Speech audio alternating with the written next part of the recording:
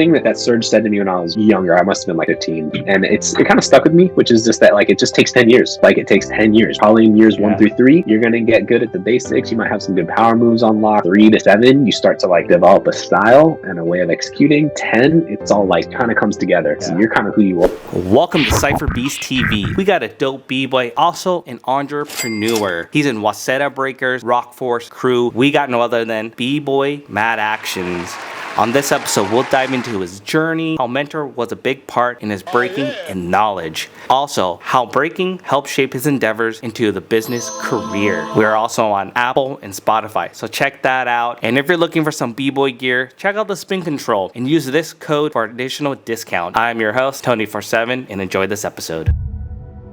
Yo, what is up, guys? How you guys doing today? We are on the podcast on CypherBeastT.V. I'm your host, Tony47, and we got a dope b-boy all the way out in Japan right now. We got Bboy Matt Actions. What's up, man? How you doing? What's up, Tony? Yo, thanks for having me on, man. I appreciate you reaching out and putting me up. But yeah, I'm Matt Action. I'm from Rock Force crew, and I'm from Waseda Breakers.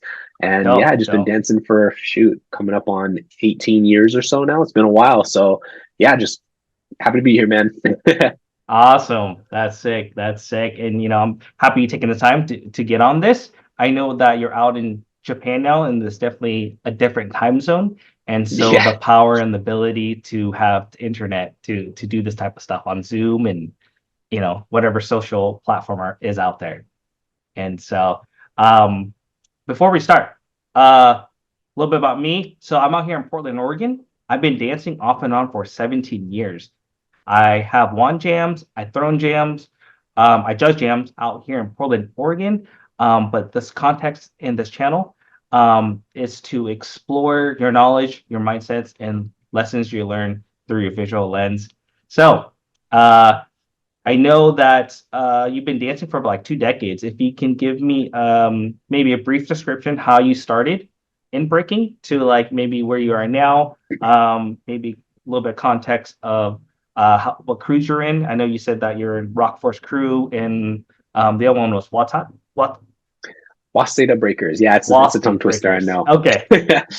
Yeah. So I'll give you the story, man. I'll try to keep it relatively manageable. I know it's a long story for sure. Yeah, 18 years it's no joke at this point, but there's people out there with way longer histories than me. But I can give you that. So I started when I was in 8th grade. I had like quit gymnastics. I did gymnastics as a kid, and I got really fat, man. I was just playing video games. I got super fat.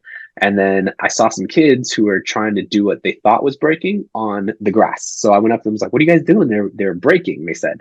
But really they were tricking. They were all doing like flips and like beat twists and trying to do like, at the time, the beat twist was a big move. A 540 was a big move. Like a corkscrew was impossible, So I could do a backflip. My fat ass thought. I could not do a backflip. So I attempted a backflip, got laughed at, but they accepted me as a friend. And so I started breaking with Arnold, Ben, Jason, and John. If they're ever listening to this, I shouted you out properly. So I started with those guys. And then the guys... Where was that at? That was definitely not in Japan then, right? That was in the States? That was not in Japan, no. Okay. I'm actually from the Bay Area. So I'm from the San Francisco Bay Area. I grew up in a city called Fremont, which is like my grandpa calls it a sleeper town. So everybody lives in Fremont and they go to work in San Jose or they go to work in San Francisco. So it's really just it's just like your local suburb. But there was a lot of b-boys in that suburb, and there's some like amazing people that have come from that suburb. And at the time I had no idea. I was just trying to do a backflip on the grass and landing on my face, So it wasn't looking too good at the time. The prospects were not good. But yeah, I met up with those kids. We started learning about actual breaking slowly. I met my future crewmate, Ben Lee. We both ended up getting into a crew called Beats and Pieces, where I spent probably the most time in my career thus far is with Beats and Pieces. And we met this guy named Power Surge in Fremont at Ohlone College, which is like a legendary practice spot. So if you ever are in the Bay Area, hit up Power Surge. I don't know if he's running practices there anymore, but best floor ever is Ohlone College.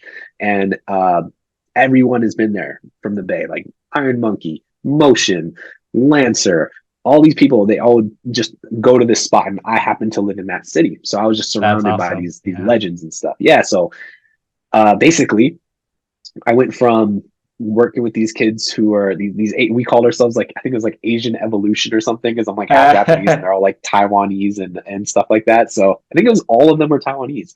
And then yeah, so I went from Asian evolution, and then I got into beats and pieces, and then I was like with Filipinos and Latinos after that. Oh, So nice. yeah, so basically, Power Surge took me under his wing when I was like maybe 14 or 15, and he really introduced me to a lot of breaking. He got me on footwork.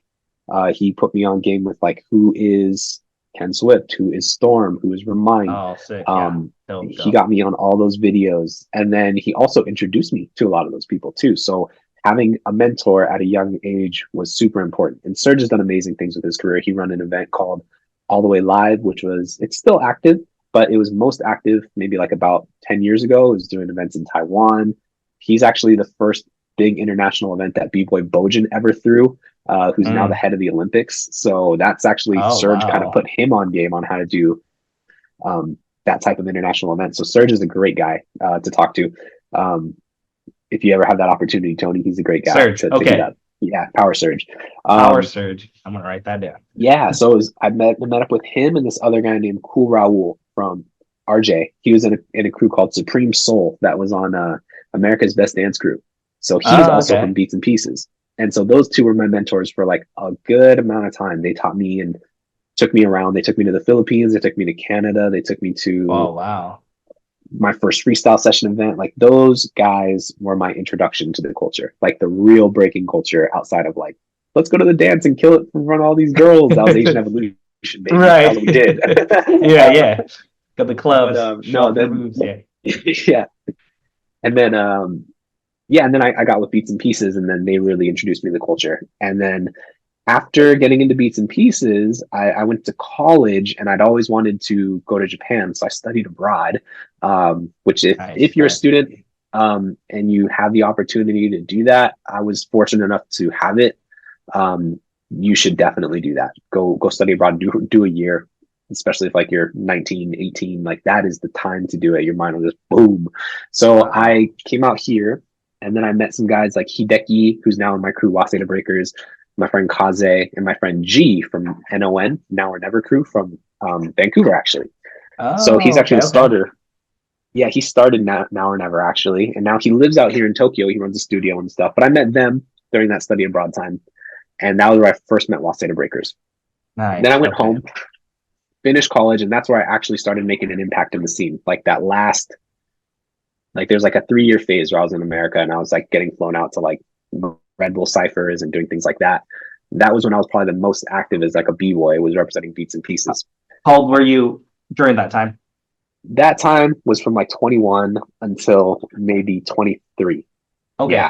So from And eighth grade until like until you're 18 to 20 years old, you've been exposed to the dance scene, Power Surge. You guys are traveling and competing or seeing all these other competitions, and not just in your local town.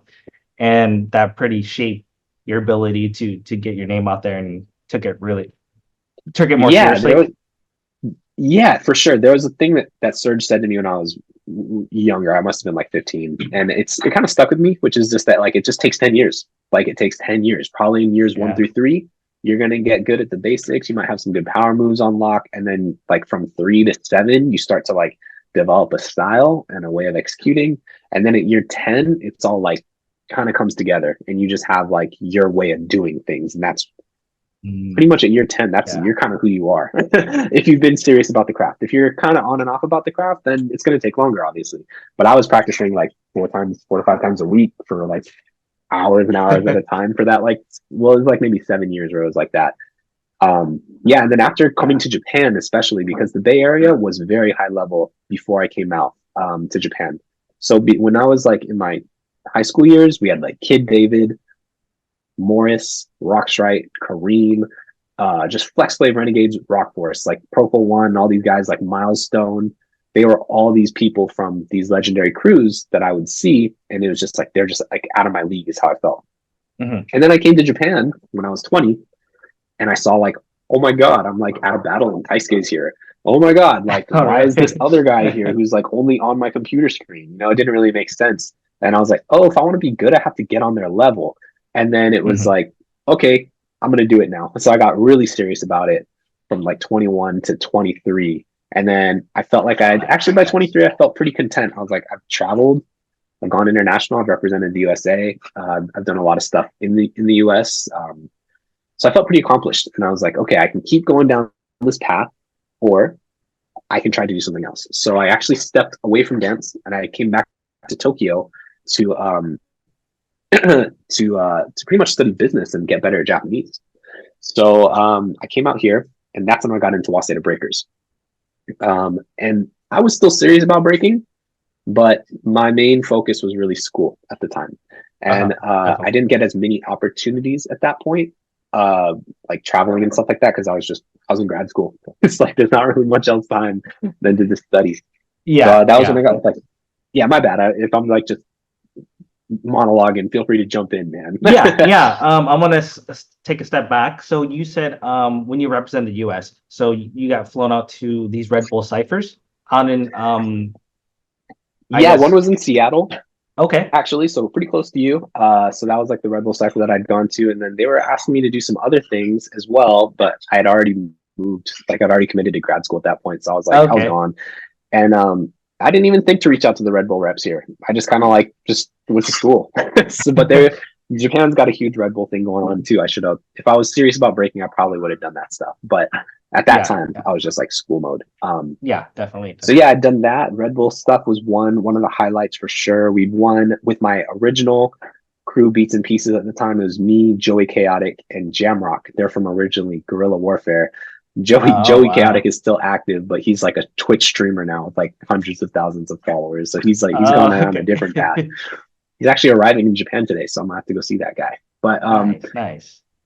yeah, we flew out to this event in France, and that for us was like, for me, I'd felt like, okay, I'm finally at like that international level where we'd won something, a US qualifier, and we got flown out.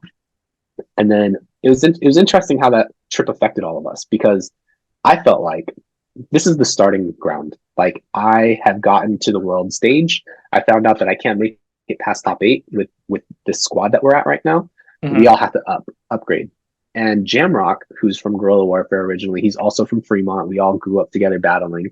So Oh, wow. he basically had a different reaction to it. He was like, "Oh, that's the world level.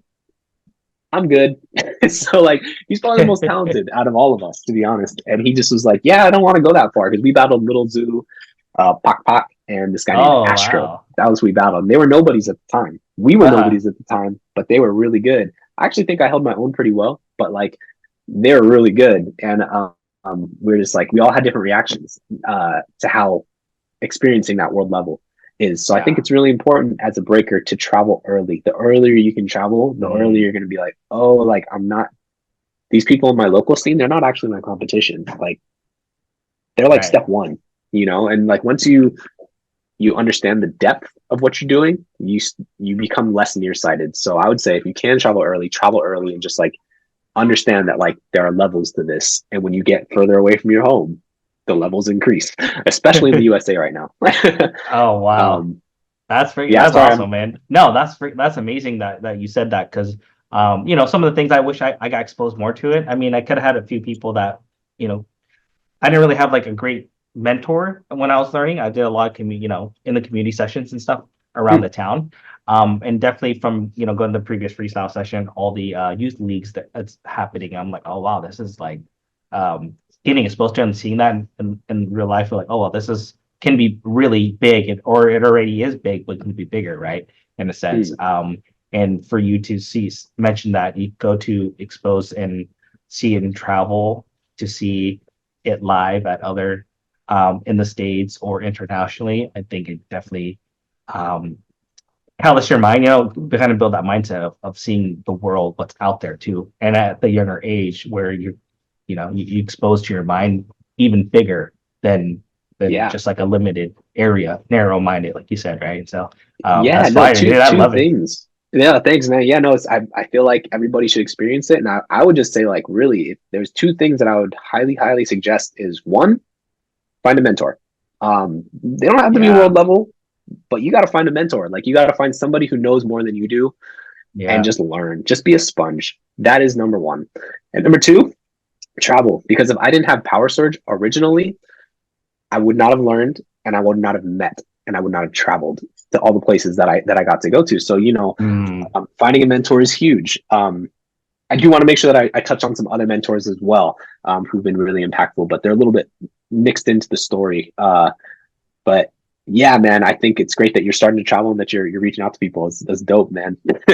yeah, yeah, and it's dope for sure. And the ability, like you said, like you're on Tokyo, you saw Toski there, right? And that's how I felt like I went to freestyle. I was like, dude, I only saw Toski like on videos and Yep. all these other guys too. And I'm like, wow, this is crazy. I'm in a room with everybody right now. Like I could literally go step over there and say what's up, which I did, right? Yeah, Majority yeah. of most of them that I see, I was like, oh, dude, those tight gravity, Toski, Rocks right, Alien Nets, all the Yeah. OGs I I looked think to when I was growing up. So yeah, it's super um, important, man, because bro, I was convinced that Pocket was AI for like so long, man. There's no way. Like he can't do that. And then you see it in person, like, oh, it's real. Oh shit.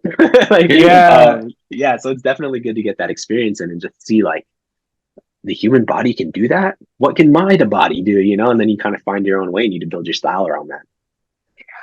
yeah, that's tight. Yeah. And But I'll wrap up the story. Sorry, my bad. Go ahead. yeah, yeah. No, you said mentioned one thing. I forgot what I lost my mindset. I think it was something about it could have been about mentor, but I'm sure it'll come up. If, Oh, yeah, I've had other mentors as well. So Power Surge was the first, and he actually introduced me to one of my other mentors, who is like he's still a mentor to this day. His name is Mega Man, in the B-boy scene. He's oh, from Soul I Control. swear I heard that name. Hell yeah. Yeah, Okay. he was like the Pocket of his time. He was like there was this thing that someone told me. His name is Charles. He's also from Soul Control, and he had told me that like when they first saw videos of Mega Man, they called him God. Oh, Because really? his like hits and his power were perfect. And on the West Coast there's just this huge history of power and innovation that sometimes gets glossed over because it's like America, that's where it started, New York, da, da, da, da, da, which is all Hmm. true. Not Right. taking anything away from that.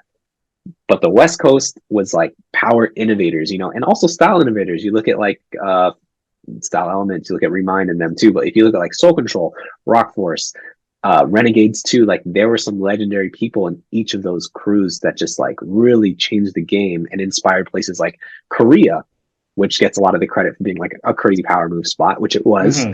But like before that, there was this footnote that gets lost, which is like West Coast power was like a huge thing. And that was where like Mega Man came in. So Power Surge taught me footwork. He taught me like direction, how to freeze. And then I learned what I could. And then I learned from Mega Man and Charles about how to do power. So those were the things that kind of came together for me as mentorship. Is like if you have mentors who aren't trying to control you, because I do feel that I've met some people in the scene like that too. Like they come in and Hmm. they'll teach you things, but there's strings attached, and that's not bad. I get it, but I'm also just like I've been really fortunate to have mentors who are like interested in my improvement and they just want to help me because they're great people, and then I try to give back where I can. Um, Yeah. find those mentors, find good mentors, And is what I would say. Yeah. And that's great that you mentioned mentors because within the break, and that wasn't even like in the mindset when I was learning, right? I was just getting with people that were Mm, better than me to learn different things. But not just mentor in breaking. I think definitely mm, mentors in general life and businesses or things you want to achieve, right? Someone that has higher knowledge where you want to be. It's always good to, communicate with them and ask for help or mentor you to get you at that level in a sense once you find out what you want to achieve, right? Or get to the yeah. level you need to. So, um, Yeah, in anything, uh, and I've been lucky, man. Like my mentors from breaking have transferred over to being mentors in business. You know what I mean? So it's like it's interesting just how life kind of works. But mentorship has always been something that I think is important. But there's also a point in time where it's like, okay, have you learned what you need to learn? Okay, you can't rely on this mentor as a crutch. You have to go do the damn mm, thing on your own. And I see some that people too. get Yep. stuck where they're just like constantly looking for validation from this person. And I've been in that pattern. It's like, it's nice to have somebody pat you on the back. You did good. You tried hard, but like at a certain point, you got to just go do the damn thing by yourself, see if it works. And like, okay, it didn't work. Now I'm going to go talk to my mentor, or it did work. I'm going to tell them what did work, you know? But I've just seen people like just be, and I think this is a Japanese thing specifically, like they find the person they admire and then that's all they just please that one person. And it's like, well, what about you? You got in this for you. So go do what's going to make you happy too. So learn from your mentors, give back to your mentors, but then also make sure you give to yourself too. Yeah, and that's where the discipline comes in yourself, right? Exactly. To do it without them, but you know that they're there if you need help. Really sorry, one of my AirPods just died. I'm gonna let it charge, but if it goes into like a different it sounds the same. Your mic, everything sounds fine, so you're good. Okay. Cool. And like, you know, you brought up businesses, right? And you got a few things going on right now, like within the business, within Breakin or e-commerce or something. Is that? Yeah, just really quick before we put a seal on the story, I just want to make sure I go through a couple more people. Basically got into Waseda Breakers, and then I went back to America after finishing my grad school here. And then I started the businesses, which we'll talk about soon. And then, but while I was starting those businesses, that was also where I ended up getting into Rock Force Crew. So Rock Force Crew, I joined when I was like 27 after I got out of grad school. And actually more like 26, but I started representing with them and they gave me a lot of opportunities to travel too. I had some cool mentors in there, Johnny being one of them. Kareem has helped out with some stuff as well. So like those are Johnny from Rock Force Crew, from Union City. He's always been around and he's always helped me with things here and there, but I really started learning from him at that time. So yeah, I just wanted to make sure I got those shout outs in, and then just everybody in Rock Force, they're all kind of mentors to me in different ways now. Like Denver, we do business together, and like Donovan, that guy knows what's up when it comes to just doing sales and just making things happen. Kareem definitely knows the B-Boy game. Morris knows the B-Boy game. Ives is killing it. So it's just like, you know, building with that crew has been like where it's been lately. And then of course I still work, not work, but I break with Waseda Breakers as well. And we're doing our own thing here too. So that's the whole story. The last part's kind of minimized, but yes. Nice. Before we move on, so you name a couple multiple crews that you're in. How's that feel with other members? Like they're all chill about it. They know you're in this crew, Rock Force. Well, it kind of went, the way it worked out is when I came out to Japan, I didn't know how long I was going to be here after grad school. My plan was to work in a Japanese company. And then I found out, oh, actually, I'm not like fit for that at all. Like I could do it, but I don't want to do it. And then, but before that decision happened where I was like, I'm not going to work in a Japanese company, thought I was going to be here for a while. And Beats and Pieces at the time, there's nobody in Tokyo. So luckily Waseda Breakers is like a legendary crew that wanted me to be in. And I was like, shoot, I don't dance anything like you guys, but like I respect the game and they respected what I was bringing to the table. So we teamed up. And then I went back to America after, and then it was kind of like, all right, Waseda, we actually did like a whole bye-bye party. And like, it was like, okay, I'm going to go rep Beats and Pieces now. Went back to the Beats and Pieces thing. And then like, some members were serious, some members were not, and it just didn't really seem like it was going to go where I personally wanted to go with my career. People were like, everybody in that crew. Here's the thing about mentors. They're typically older than you. So you don't really get to do all the stuff that you saw them doing that you wanted to do with them. They're done by the time you get to that point. So you can learn from them, but you're not going to get to play on the same level of them, except for like maybe a few years. There might be like a couple years where you get to like enjoy that. So if that happens for you, enjoy the shit out of it. But it kind of got to the point where like those members were phasing out. The younger members weren't quite sure what they wanted to do. And I knew I was very serious about breaking. So Rock Force was the better fit. And that's how I got into Rock Force, and people just had to deal with it. Unfortunately. Sometimes it goes well. Some people were really understanding, honestly, and some people were not. Some people felt very betrayed. And it's kind of like, well, if you're not going to do anything, like, what am I supposed to do? Like, it just didn't make sense. So it was, I wasn't in a position with Beats and Pieces at that time where I felt like I could achieve the things that I wanted to do, not because they're bad people, just like our goals weren't aligned. That was it. Right. Yeah. I resonate some of the stuff you said, like the goals align. About 10 years ago when I was super active, the crew, it was called Against All Odds right here in Portland, Oregon. There's also Against All Odds of out in Hawaii as well, right?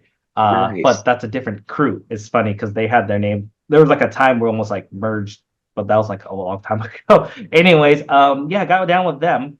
and I was repping pretty hard at a point where the originator, the person that kind of recruited me at the time and mentored me at the time, he wasn't really active, but I was definitely repping the crew and stuff hard. And then came to a point where it's like, yeah, there some of the crew members kind of fell off, didn't want to compete. I was like, okay, so I came to a sense of just repping myself. So Mm, mm. yeah, yeah. Yeah. Yeah, you just got to do what's good for you sometimes. And usually, if you're doing what's good for you, other people are doing what's good for them. Goals will naturally align and things can work out. But sometimes you can get into a situation where I've seen it where I've been on both sides of this, where I'm the person trying to push and somebody else is like not really. And then Hmm. the opposite is like, I can't really push there right now, but you want to, and I'm holding you back. So I got to let you go. And some Yeah, people aren't yeah. really so good at the letting go part because it's like they still want to be attached and get everything that comes along with somebody who's pushing hard, but they're not really down to do that. So you like, knowing yourself is very important and just being like, I'm not there right now, but you're there right now. I support you. Go. Yeah, yeah, Yeah. for sure. Dope, man. Yeah, man. Dope. Cool. But yeah, yeah. I know you wanted to talk about some other things as well on the podcast today than just Yeah, breaking. yeah, definitely. Definitely there's a lot that, I do want to talk about that could be hours, right? And so I know you're doing a couple of businesses. Definitely want to talk about that. Definitely want to talk about, some upcoming things like the Skill Talks Japan. And then one of the questions is, jams, right? Jams. I'm assuming you've done jams in the past and stuff or Yeah. help collaborate some. Yep. For sure. Okay. I've been a part of jams a lot. Yeah, but then I like I have started throwing them last year. So yeah. Okay. What are your thoughts on like before it used to be really popular panels, right? And I think now it's Mm, kind of haven't really been as much uh popular, which I haven't seen though. It might be still somewhere else. But I'm talking about like the States. I haven't really seen that much, but I don't know about, internationally. Um, do you remember attending any of those in the past or your thoughts on those? panels. So like, give me an example of one because Yeah. I'm thinking of something, but Okay. I want to make sure we're talking about the same thing. We got a guy out here from Moon Patrol, Hugh, or not Hugh, Hui, his brother, and Oh Scooby yeah. D and Okay. stuff. They did a panel one year, and I remember I was still learning stuff like that, and like to me, I was like, okay, they weren't the best at the time. It's like, why would I go there and like listen to the knowledge they're dropping right in the panel? But they definitely have a lot of mindset knowledge that probably I took for granted for not going. Mm, But I believe, I think uh I see a lot of good in it that should come back or someone hopefully will bring it back. I see a lot of that knowledge, not just in competition or dance moves, but I think a lot of the mindset to help others to see in a different way to help grow. Right. And I think that's for me as like this podcast, social media, a lot of people talking within podcasts is so popular. It kind of brings into that panel in a sense, for Q&As or people's knowledge and storytelling, their ability, mm. like what we're doing basically, but live. Yeah, I think panels. So yeah, okay, we're thinking of the same general thing. Then I've been to a few panels, but they're usually related to like a specific topic. Okay. So I've seen some on videos where it'll be like at like what's that event? Asia One throws it. B-Boy Summit.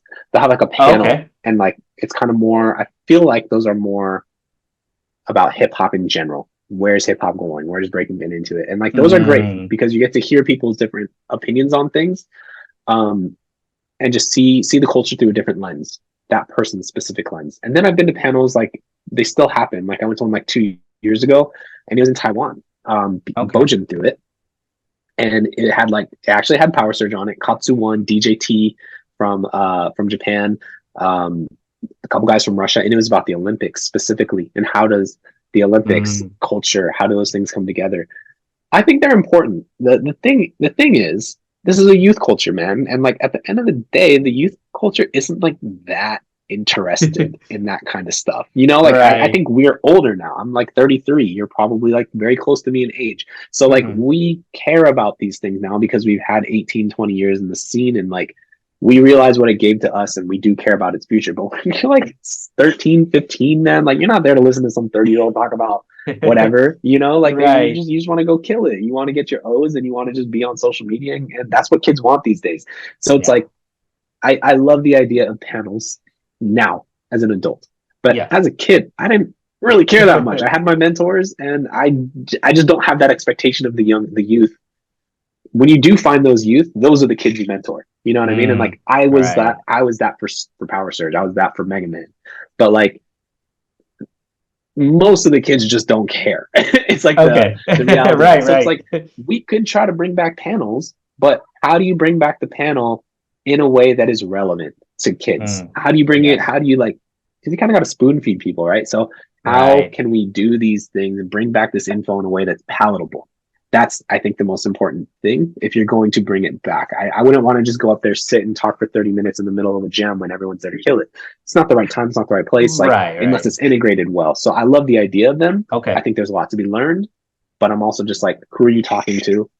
What, like, it just has to be a directed panel, and then everybody has to be Yes. there. Like, you're not forced to be there. It's got to be like people show up and they care, you know. So I think doing them is great. How to do it, I just don't have the answer to it. Yeah, Okay. Okay. I have a yeah. few ideas in my mind to how to do it in a sense, but it just depends how to execute it, right? It wouldn't be like Mm. within the jam. It would be like the day before during the workshops or like, stuff. And so it just kind of takes away in a different way. But Yeah, no, those are good ideas, especially if you have a person of note that people want to learn from. They're coming to go, they're going to speak, then I think that's great. Execution, that's all. I just want to see how it's executed, right, but I love the right. idea of it. Yeah, yeah, definitely. Cool, man. That's awesome. Um, yeah. So let's talk about business, right? So Yeah, you're working on a few things going on. Can you explain it or talk about some of the stuff you're doing? yeah. So I have two businesses that are technically like three, and then I Uh-huh. also do like some random offside work on my own. Um, but essentially, business has been something that I think is like very natural to b-boys. I think it's very natural to our culture to be an entrepreneur. Um, it's very much like you Yeah. do your own thing. It's kind of like you're making a move, you're making a business, you put it out Uh-huh. there, you see how it's received. So the thing is, there's a financial risk that you don't really have with breaking, but I think like the mentality that goes into breaking is very transferable to Yeah. business if you're a serious competitor. But the businesses that I have are essentially like, one, I do import export. Um, the other ones that I have are one is like kind of related to the import export one, but we released a bag. It's like for people who are active. Um, it's like waterproof, smell-proof, airproof, and it's got like all these like features. So we just launched a Kickstarter. We made like $50,000 on that, and then Yeah. now we're in the process of getting the e-commerce set up and trying to just like actually move it on a regular basis. So that's one. That Hmm. one's called Agency. You can find that on like choose-agency.com. And then the third one is actually one that I'm just a part of. It's called Spin Control, and that one's for breakers. So if you're on this page and you're watching Tony, you've probably seen Spin Control posting stuff, and like you've probably seen someone at practice using the products. That's another Yeah. one that I'm a part of. So yeah, those are the three businesses that I've been working on, and then there's also just like over my career, I've just learned a lot of different skills, and then sometimes people hit me up individually, and I'll just do like one-off things for like design, or like I'll help somebody with like a video project. So it's like things like that kind of come in as well, and I'll just do those on the side, but not really that much. I'm pretty much mostly focused on those businesses right now, and I only really do those things if I like really want to help this person. Right, right. um, And I yeah, love that how you wrapped it around, when you said breaking, right? It kind of helped shape it in a way within business, like you said, through like competitions or taking the knowledge that you learn from that probably through, discipline, maybe get out of your comfort zone, right? And just doing it. And so that's tight that you said that. Um, yeah. because I do real estate as well, and I take a lot of the principles or basic knowledge that I learned with breaking into that through like I gotta learn the basics, the foundation, the fundamentals before I can grow and advance, right? And so I take a lot of that what I learned in breaking and apply it to a different method. Yeah, dude, that's Yeah. amazing. That's great to hear in real estate. So, That's if you are in real estate, you get a good clientele. That is a great space to be in, man. So I wish you the best with that. But I will say, yeah, thank wrapping it you. back to breaking, Yeah, yeah. yeah, just wrapping business, anything you're doing back to breaking. Power Surge said 10 years. That applies to pretty much anything you want to do. Like, even with, like, you can have some businesses that take off real quick and you have like they're profitable in a year. But the reality is most businesses take 3 to 5 years to hit profitability, and that's like Yeah. barely profitability. You know what I mean? So like if you're Yeah. going to commit to doing a business, don't go into that thinking like I'm going to make money this year. Like it is a commitment, and most people are not ready for that commitment because that means your daily lifestyle changes. You don't get to go do all the stuff that you got to do at the 9 to 5 job. You don't get to do, you don't have that expendable income for a Yeah. while. It takes a while. So like anybody who's seriously considering doing business, it affects everybody. Like luckily my wife is super supportive. And it's just like, it's one of those things where like I was talking to my business partner who is Mega Man, and we were just talking about it. Like he's been doing business for years, like I would say over 20 years now. And I've been doing it for maybe 6, 7 years now. And it's just like, I kind of am starting to feel like, yep, I understand how to run a business now. But I thought that the whole time, man. I went to school for business. I did a business degree. I have a master's in business. Graduated, I was like, I'm ready to kill it. Was not ready to kill it. Like, switch. Is it because the setup game like hands-on onto doing it? Yeah, the hands-on experience is super important. And I'm not going to discount the education, man. The education is definitely something that gave me a framework for understanding business.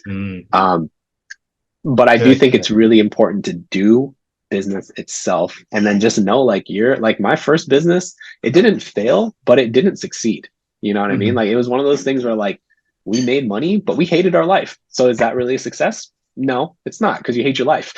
Right. Yeah. Yeah. In business to make your life better and you hate your life, you're kind of failing even if you're making money, you know, at least in my mind. That's how I look at it. So that's sorry, awesome. I don't want to. No, that's great, because there's different successes. How, I mean, I guess it depends on different people, right? Like you making tons of money can be a success, or you're making some money running a business and making sure your family is good too, right? Because they're a big factor in your life. If they're not happy because you're working so much, that might not apply to you as a success because you're so busy. But so setting your what do you define as success? That's super important for any business. But yeah, I love doing the spin control one because it's just something where like I have learned so much from breaking. Like I honestly think if I didn't have breaking, I don't know what I'd be doing. Like I probably would have went to school in America, got a 9 to 5, and like not that that's bad. Those are great things, but like I don't think I would have nearly the amount of passion that I have for my business, for my breaking, for anything without the start of breaking. Like that shaped my mentality to be like, oh, I want to beat XYZ person in San Jose. Okay, I need to get good enough to beat them. So here's 2 years. And then it's like you finally get to the level where you beat them. So like that, and then that just continues over and over.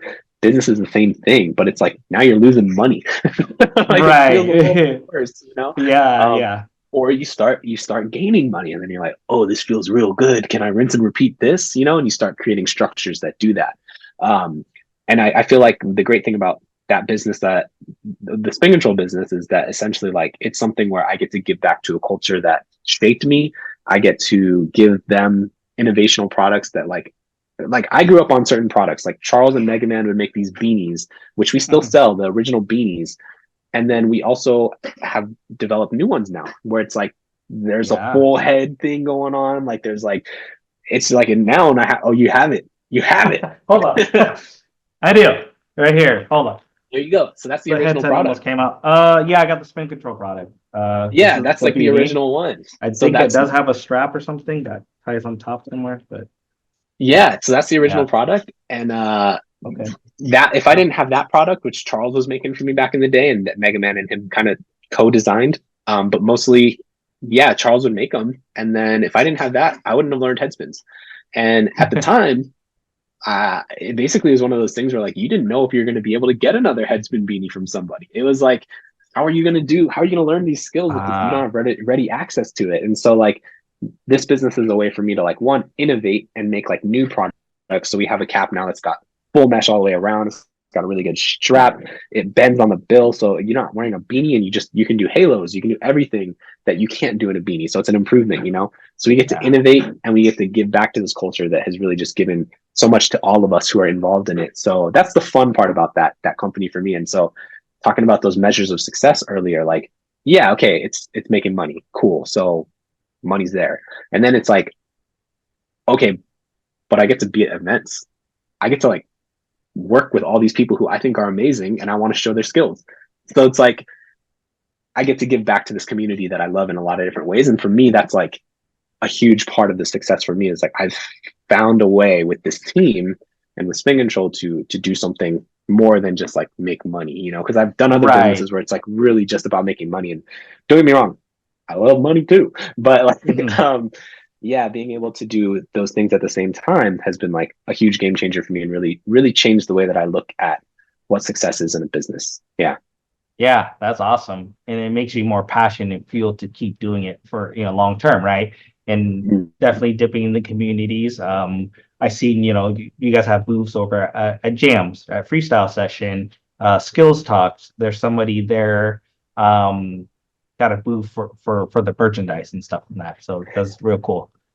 Yeah, that's And fun too. You get to design a whole space to like show off your stuff and like just try to show up properly because that's one thing in the breaking scene where it's like everybody shows up so proper with their moves. Everybody practices and puts in hours. And one thing that Power Surge actually told me is like no one's ever really figured out a way to make money off of this, and that's not really true. There's been other people like Cross One, mhm. promoter of freestyle session. That guy definitely knows what's up. Next one at the time, he was doing a great job putting out gear and things like that too. So it's not 100% true. There's just promoters like Tyrone, who runs IBE in the Netherlands. They have figured out different ways to monetize off of their Mm, passions as well. And yeah. some breakers too. Like there's breakers who are super successful. You look at like Kid David, Luigi. They've been in movies. Flea Rock. They've done that route too. So there's so many Oh, routes. right. Yeah. So I think like with breaking in business, it's like, what kind of route do you want to be? Do you want to be the superstar? Cool, be the superstar, man. Fucking go get it. But everybody wants to be the superstar. Yeah. So Yes. what about other ways that we can build our economy within breaking? You know what I mean? Like if you don't like why is karate popular? Because in the 80s and 90s, there's a bunch of karate dojos that popped up and people started doing karate, you know? So like, can you make a studio? Can you do something else that's going to help you basically like further the culture and is going to make you Yeah. happy? Find it. And Yeah. then if it doesn't make money, don't do it. But like at the same time, if you can figure out a way to make money and you can do your passion, that's like, that's like the trifecta of everything. You get to still break. Yeah. Yeah. Yeah. So yeah. You see the stuff you do in love, and then as you're growing, you could do it, long term with you and keep doing it, right? And that's versus like, hey, I don't need to practice my heart out to win competitions to win the prize, right? And it kind of brings into almost like an entrepreneur mindset because there's different ways to get some type of funding or revenue or some incentive, right? And so you got, like you said, the superstars, you got, people doing performances and gigs, shows, or, selling merch that could be provided for the breakdancers because gear can be, very important. And, for example, the spin cap with the mesh, right?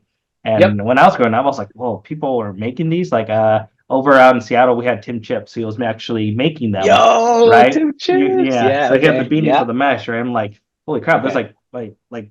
I seen videos like some people have like, and then I never really seen it in person until he brought some over at Portland Jam. I was like, oh, this is tight. Okay. And so and now you guys are shaping it where you have people have access to it all over the world. So that's really, really dope. Yeah, that company has grown, man. So we just expanded to the EU.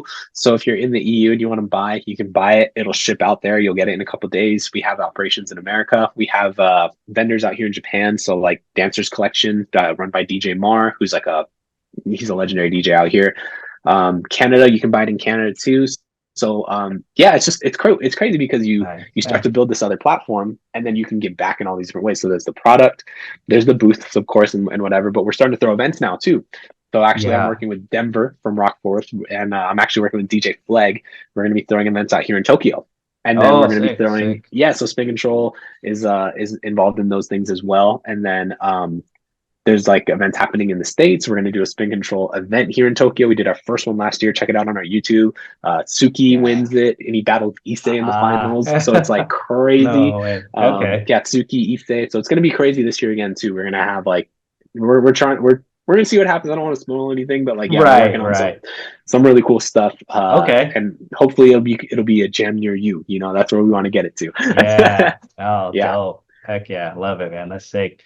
And you didn't mention, you said event in Japan.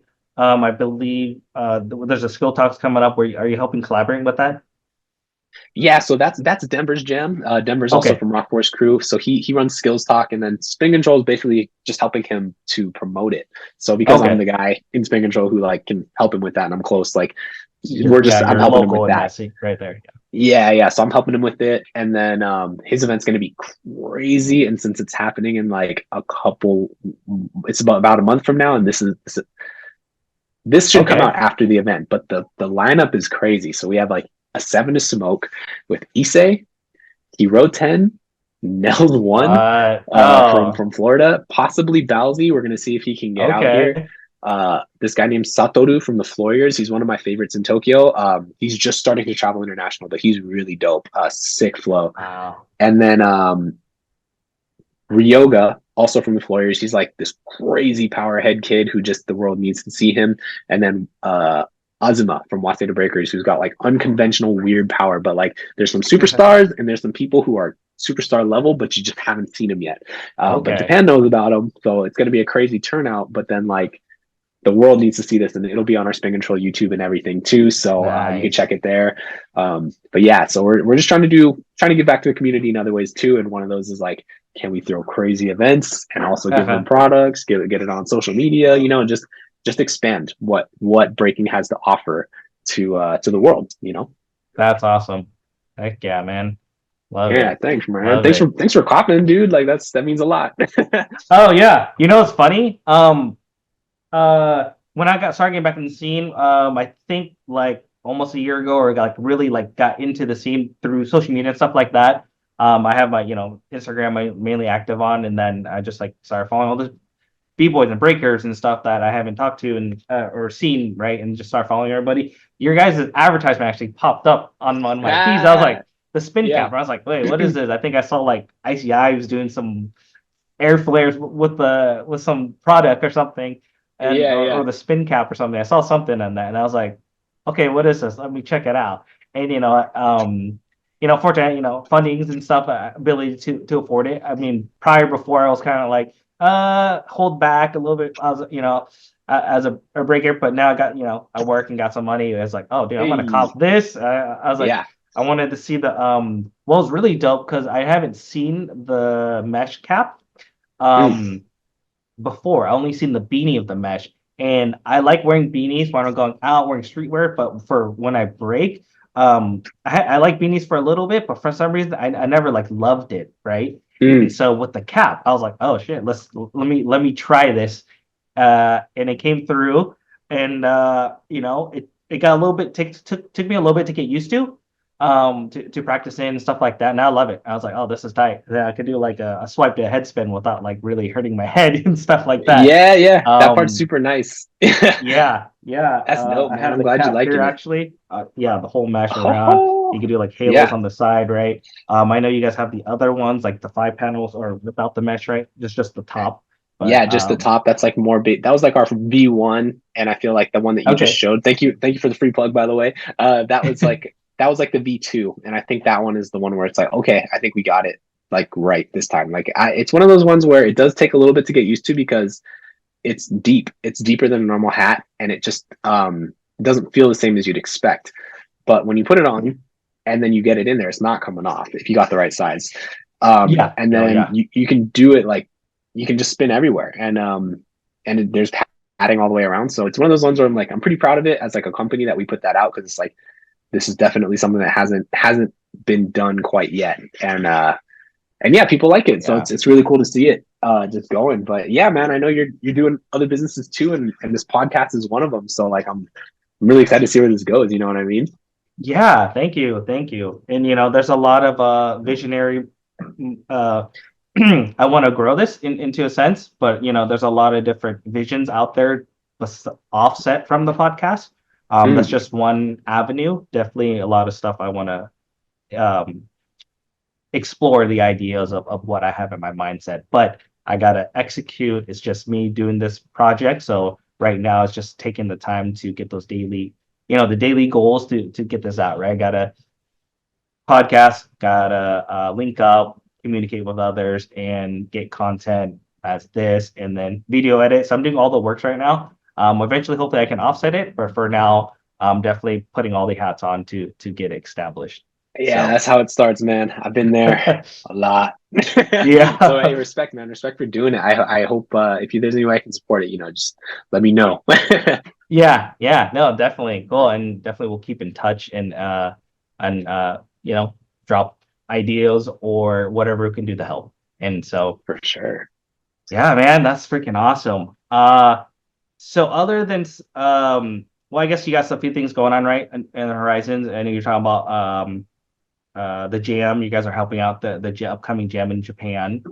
That's gonna be wild. Yeah, that one's gonna be crazy. So Denver's coming out, and then the night before that, DJ Fleg is throwing an event. Oh, there's my wife. DJ Doing a Flag. podcast. All good. Nice. Yeah, Yeah, DJ yeah, Fleg he's is gonna be doing an event out here, so it's gonna be crazy. He's doing King of What, and it's gonna be a 2-on-2. Mostly a party though. It's mostly a party vibe, and then there's like a okay. 2-on-2 happening. It's like a side content almost. And then the Nice. next day, followed by skills talk. And then in the works right now, we're looking at basically for the spin control jam, San Francisco or maybe LA.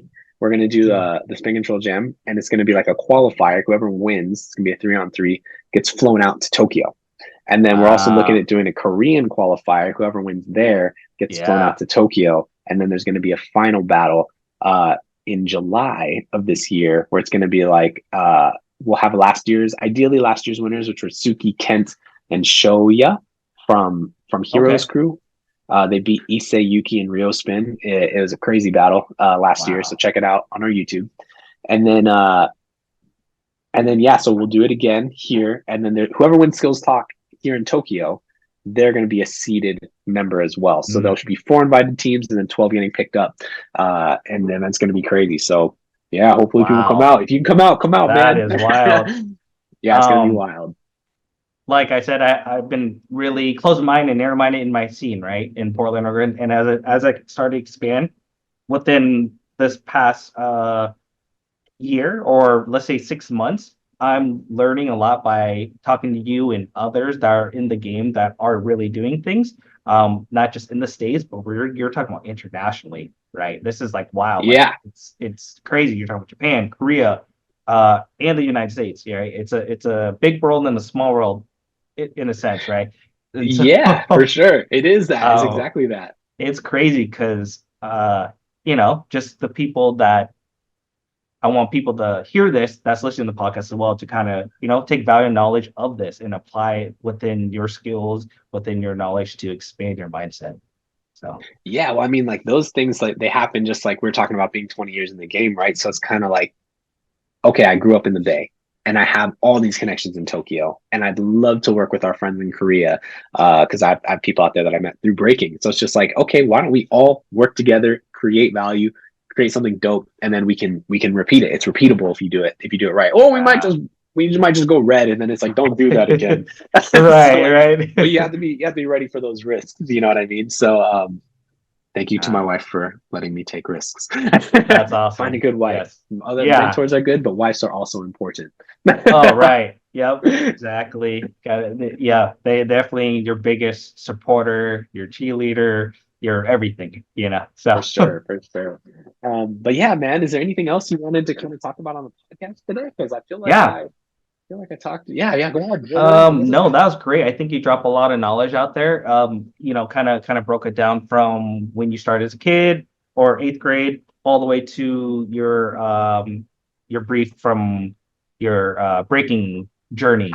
And I'm gonna stop my dog real quick. okay, yeah, What? you're fine. From the breaking journey, I'll keep talking. From the Yeah, breaking my bad, journey dude. all the way to where you are now, right? You Mm, explored the USA, you got good mentors, you explored the internationally and globally, and now you got invited to competitions, flown out to competitions, and now you are working with business with spin control, providing gear, merchandise within the break scene in the community, and now working on sorry, bigger man. things. I gotta stop this. This So is, this is ruining you're you're ruining good. your Keep audio, going. man. I'll, I'm I'll so keep talking. sorry.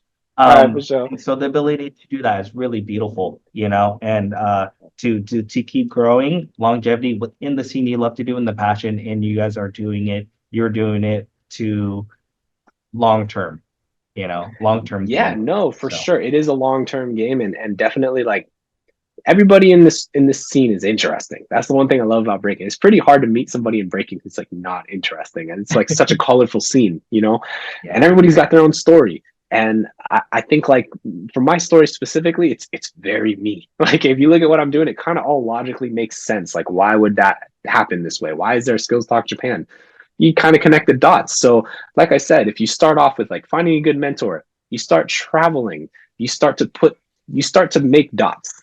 And then at a certain point, you start putting dots together. But if you don't start young, or if you don't start, I mean, if you're not young, start now. Shit, we're not all. If you're watching this, you're probably like what, right. latest 40. You're still young. End of the day, you know what I mean? But Yeah, you have to go find those dots, and then once you find those dots, you start putting them together. But if you're like, oh, I don't know, well, then you're not going to know forever. So, yeah, I would just yeah, say find definitely. mentors, learn from them, make your dots, and then connect them, and then you'll have something of value, and you'll be really proud of it. And hopefully it works out. And if it doesn't work out, dude, at least you fucking tried. Yeah, um, yeah, 100%. That's great.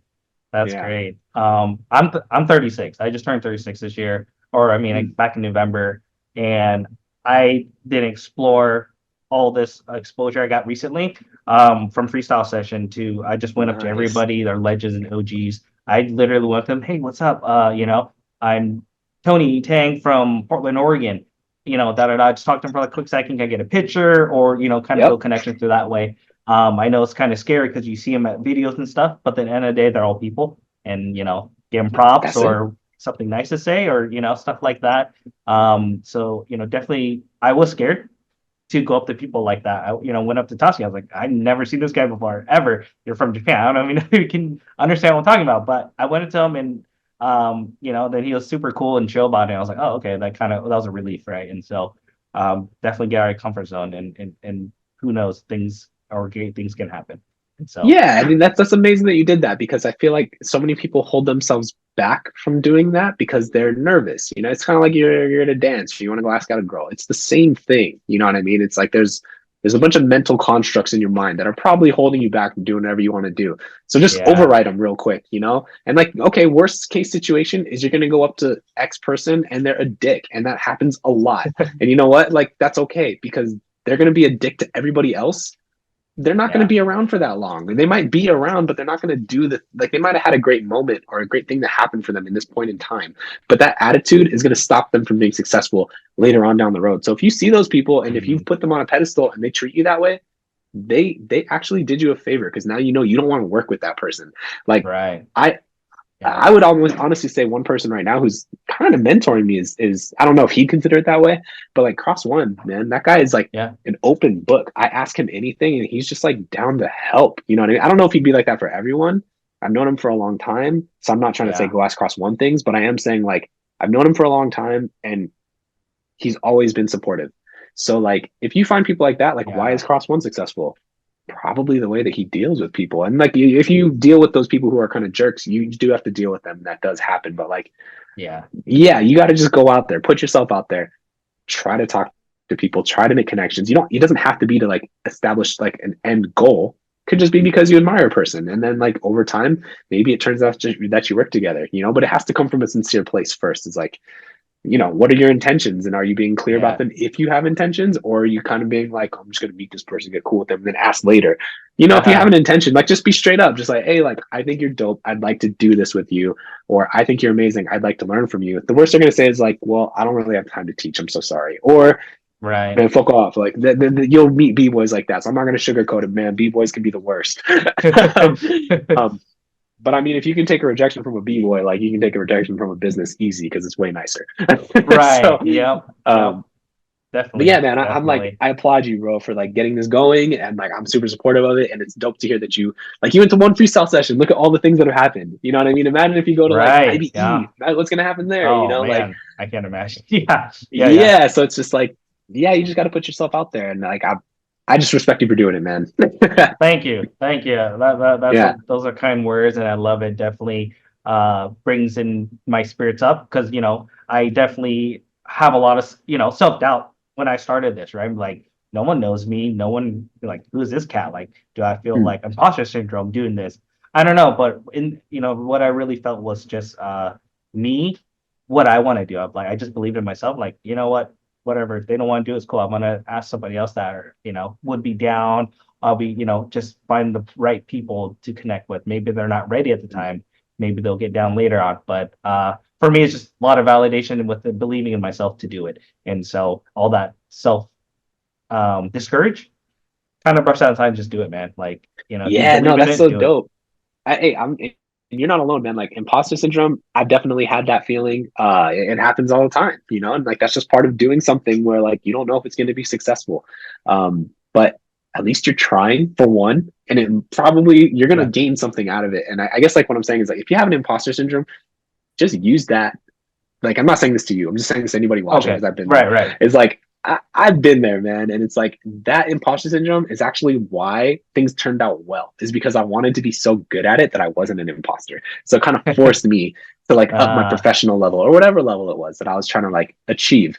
Um, nice, nice. yeah, and so like just being nervous and being scared to do stuff, like if you're feeling that way, you should probably do it because like that's something you probably really want to do. You're just too scared.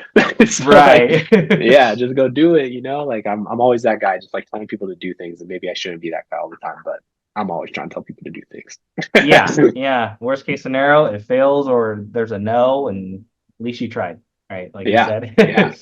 No, man. 100%, man. Cool, man. I'm gonna actually wrap it up here, but if people want to get in touch with you, what would be the best source? If it's like just on a personal level, you want to hit me up, just hit me up at on Instagram would probably be the easiest. It's at Bboy Matt Action. All one word, Oh, no spaces, no nothing. Um, Outside of that, if you want to do something with spin control or you like if you want to place a wholesale order or you want to do something like that, message info@spincontrol.co. There's no M. That's probably the way to dope, go to dope. get in touch with the team. And then if you want to do anything with those other businesses, which I didn't talk too much about, they All right. basically have their own info sites too. So yeah, basically Okay. just hit me up and hit me up on Instagram. That's probably the easiest way for now to go about it. Dope, Yeah. dope. And I'll definitely, you got to shoot me the links to all of those. I'll definitely add those in the description below, for your businesses and stuff like that. Cool. And you said mentioned wholesaling. You mentioned Europe, right? So you are currently shipping out to the States, Canada, Europe, and Asia. Yeah, so we have fulfillment centers in each of those places. So if an order comes in from Europe, we have stock in Europe, and then that gets sent to European customers. We have stock in the USA, and that gets sent to USA people. Stock in Okay. Canada, so it kind of works like that. And speaking of, man, I want to just touch back on this point really quick. Yeah.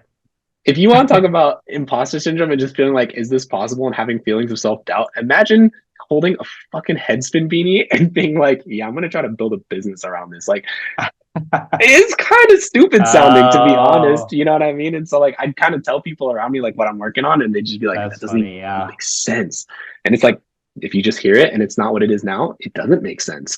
But like now we're 5 years down it and it's like, oh, okay, actually I can work on this quite a bit. And there's a whole team of people that are working on this quite a bit now too. So like dope. So if that's possible, if I can sell beanies, like you can do whatever the hell you want to do, man. So yeah, Yeah. sorry, just a random point That's right there. awesome. And that's Yeah. kind of the creation of a business or ideas that come to life. So Mm. that's fire right there. And if you got an idea, man, just you never know until you go for it. Exactly. Exactly. My bad. I just want to say that one last thing because That's awesome, anybody who's dude. feeling nervous, I just want you to go do it because I want to keep doing it, and I can't honestly tell you not to go do it if I want to do it myself. And I'm telling you, I'm doing it myself. So go do it. Yeah. Yes, yes. Dope, man. Dope. Hey, thank you for taking the time to get on this podcast. Definitely great knowledge drops that you brought to the show with your journey in breaking the business, the gems, and you brought onto the show. And I want to say thank you for taking the time. And Spin Control, it's up and coming for jams, right? More, you guys are doing Yep. more jams down the road. Hmm. And so I'll link all that description on the bottom and below. And so if you guys find this channel value, hit that like, subscribe. I'll catch you on the next one. Peace. Hit them. Yo, thank you so much, guys. Peace. you have any last words or takeaways? Support Breakin brand, Breakin businesses, not just brands, but businesses. Create your own, invest in some if you can, get a chance. Find people out there who are passionate about something. See if you can work with them and invest into their ideas, especially if they're the ones doing the work, so you don't have to. And if not, investing, make it yourself. You don't understand how much you're really going to build the culture if you do that, right? Like you're really investing back into the culture and creating